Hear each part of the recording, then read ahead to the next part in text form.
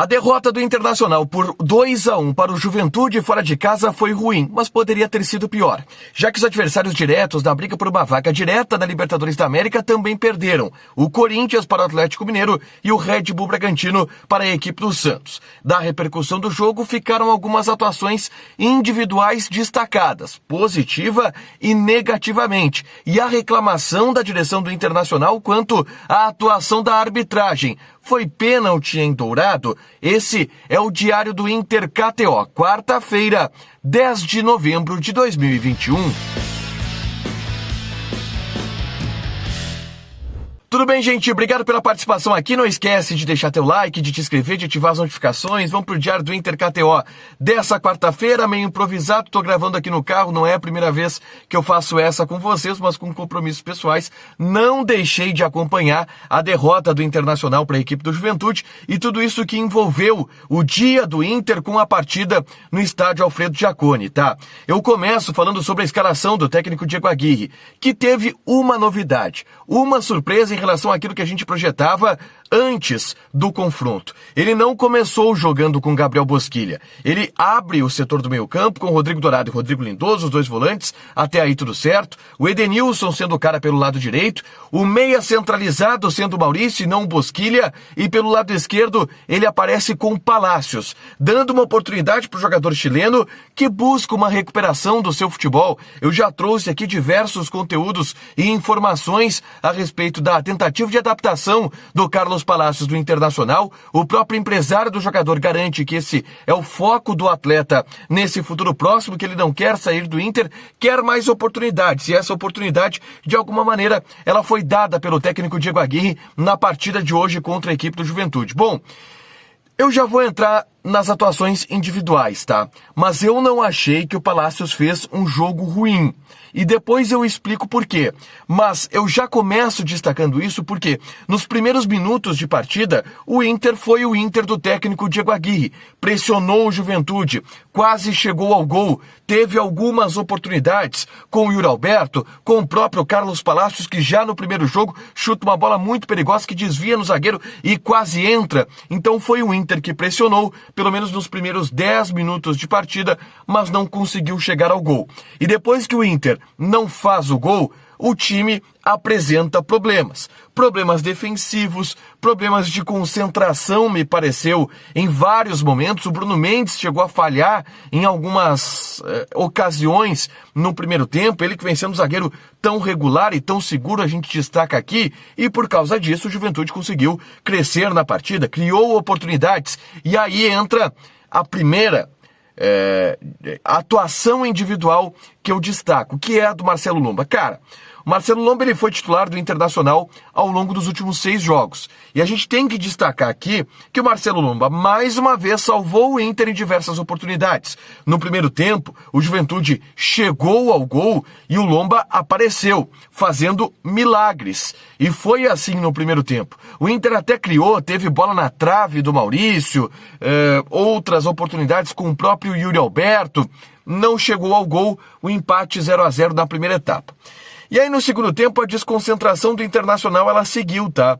O Inter não fez um bom jogo no geral. O Aguirre mexeu no time, tentou fazer alguma coisa, colocou o Bosquilha, que eu não achei que entrou bem. O Bosquilha entra desembocado, ele não consegue dar uma resposta de articulação do setor do meio campo, que a gente sabe que ele tem qualidade para fazer, de ser um cara de circulação, de arremate de longa distância. O Bosquilha não conseguiu fazer isso. O Juventude criou e conseguiu, através da bola parada, ao melhor estilo Jair Ventura, o gol que abriu o placar. Um cruzamento muito bem feito pelo Guilherme Castilho, que é um bom jogador do Juventude, bate muito bem na bola. Principalmente, ele encontrou o Dauan e aí o vacilo da marcação do Internacional, o Dauan de cabeça abre o placar para a equipe do Juventude. Depois do gol, o Inter se desnorteia um pouco. E aí o Juventude consegue aproveitar os espaços através dos contra-ataques. E aí tem uma infelicidade do Paulo Vitor, que eu já vou destacar aqui. Também a partida do Paulo Vitor. Uma jogada pelo lado esquerdo, cruzamento, o Paulo Vitor vai tentar cortar, manda a bola direto pro gol. O cara tá vivendo também uma fase azarada, defensivamente falando. Ele foi tentar cortar, eu achei que ele estava bem posicionado no lance, errou gol dos caras, 2-0 Juventude. O Inter ainda fez uma pressão final. Matheus Cadorini entrou muito bem, tabelando com o Yuri Alberto, tendo presença de área, e o Inter chega ao 2-1 no cruzamento do Paulo Vitor e a cabeçada do Matheus Cadorini. 2-1, e pressiona, e quase chega ao gol de empate. Tem um lance no fim, que aí vão discutir se foi pênalti ou não foi pênalti no Rodrigo Dourado, mas uma chance clara de gol que se apresentou para o Internacional no apagar das luzes, poderia ter saído com empate, inclusive, o Inter. Mas eu não acho que jogou para vencer. Talvez o resultado mais justo fosse de fato o empate, mas a derrota aconteceu também pelos vacilos que o Internacional apresentou durante a partida. Em relação a atuações individuais, eu vou começar falando do Carlos Palacios, tá? Porque talvez ele tenha sido a grande notícia do jogo de hoje do Internacional, em termos de fato gerado, né? Porque ele teve uma oportunidade como titular. E eu não achei que o Carlos Palacios fez uma partida ruim, tá? Eu tenho uma opinião que é um pouco impopular, porque eu acredito que o Carlos Palacios sim é ponta. E é um ponta que pode gerar muitos frutos ofensivos. Ele dá uma pifada pro Maurício no primeiro tempo, que é coisa de maluco. Ele tem muita qualidade com a bola no pé. Ele puxa um contra-ataque em velocidade, serve o Maurício bate cruzado, quase faz. Teve outras jogadas que ele fez pelo setor esquerdo. Ele, já falei, no primeiro lance ele quase fez um gol. No segundo tempo ele conseguiu algumas jogadas de aproximação também. Ele é um cara que tem um trato muito bom com a bola, eu vejo isso. Tá faltando confiança, tá faltando a bola dele entrar, quase entrou no começo do jogo, mas não entrou, e aí pesa pro jogador. O Aguirre colocou ele como um ponta esquerdo e o Maurício como um meia, e aí depois ele troca. Ele bota o Gustavo Maia, que também entrou muito bem no jogo. É impressionante como ele entra ligado, querendo o jogo, indo pra cima, driblando, buscando a tabela, um jogador agudo, ofensivo, e aí ele bota o Palacios um pouco mais centralizado. Eu gostei dessa tentativa do Diego Aguirre, apesar de entender que sim, o Palacios pode ser um ponta interessante para o Internacional. Eu gostei da partida do Palacios. Eu sei que muita gente não gostou, mas eu acho que ele, das peças ofensivas que o Internacional teve, não foi das piores. Ele criou, sim, algumas oportunidades. Vamos para outro destaque, o Paulo Vitor. Cara, o Paulo Vitor defensivamente ele não está indo bem. Os jogadores do Juventude levaram vantagem por cima dele muitas vezes. Eu acho que ele é um cara que tem muito potencial. Também defensivamente, ele não é um marcador ruim. Ele está tendo atuações ruins defensivamente, mas ele não é um marcador ruim, tá, gente?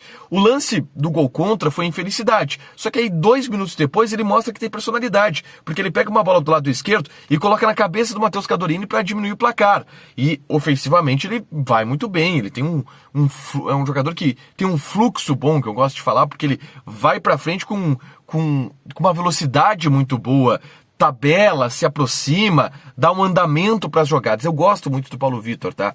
Apesar de admitir que sim, ele não vem fazendo boas atuações ao longo dos últimos jogos. Gustavo Maia, muito bem. O ataque do Inter cresceu no segundo tempo, tá? Quando combinou ali Yuri Alberto, Gustavo Maia, o próprio Matheus Cadorini se aproximando e jogando junto com o Yuri Alberto em alguns momentos. Maurício saiu depois e aí apareceu o Carlos Palacios. Eu gostei do ataque do Internacional, principalmente por essas caras novas, que são novidades positivas que o Inter vai ter, claro, para o final dessa temporada e também para o próximo ano de 2022, evidentemente. O Yuri Alberto, aliás, levou cartão amarelo, se envolveu numa confusão ali com os jogadores de Juventude, não joga na partida contra o Atlético Paranaense no próximo fim de semana. E aí é a oportunidade para o Matheus Cadorini, que fez gol hoje, inclusive, tem uma estrela impressionante. Eu acho que entrou bem, não só pelo gol, mas fez uma boa partida e poderá ser titular agora contra a equipe do Atlético Paranaense.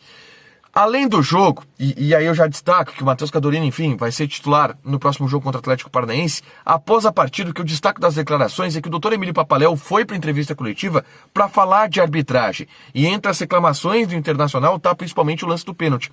Eu não achei pênalti, tá? Eu achei que o Douglas ele toca na bola antes de atingir o pé do Dourado. Acho que é um lance difícil, mas que não foi pênalti. Não sei se... Eu acho que faz parte, tá? O Inter gritar pra arbitragem, até pra mostrar que de fato era um jogo que o Inter queria ganhar, e pra mim ficou claro isso, tá? O ambiente, além de motivação dos jogadores, o Inter buscando empate até o último minuto. O Inter não entregou esse jogo pro Juventude, não queiram fazer esse tipo de ilação. Mas o Inter teve suas falhas e acho que por isso acabou perdendo o jogo. E faz parte os dirigentes reclamarem contra a arbitragem. Não acho que a arbitragem foi tão ruim assim. Eu acho que acertou no lance do pênalti. Eu também não marcaria. E o impedimento eu não discuto, tá? Eu não discuto o lance de impedimento. Não discuto o lance de impedimento do Grêmio. Não discuto o lance de impedimento do Internacional. Eu não discuto o lance de impedimento. Então não vou discutir. Se quiserem discutir, tudo bem. Comenta aí embaixo o que vocês acharam da arbitragem também, tá? Pra fechar, como o diário do Inter é KTO, eu não me dei bem na KTO. Eu joguei 10ão na vitória do Internacional. Tava pagando ali 2 pontos alguma coisa. Não me dei bem. O inimigo do Green novamente ataca. Mas, vamos seguir. Quer jogar na KTO? Te registra lá, coloca o cupom A Dupla, que tu ganha 20% de bônus em cima do teu primeiro depósito. Fechado? Like, inscreve, compartilha, ativa as notificações. A Dupla, YouTube. Beijo.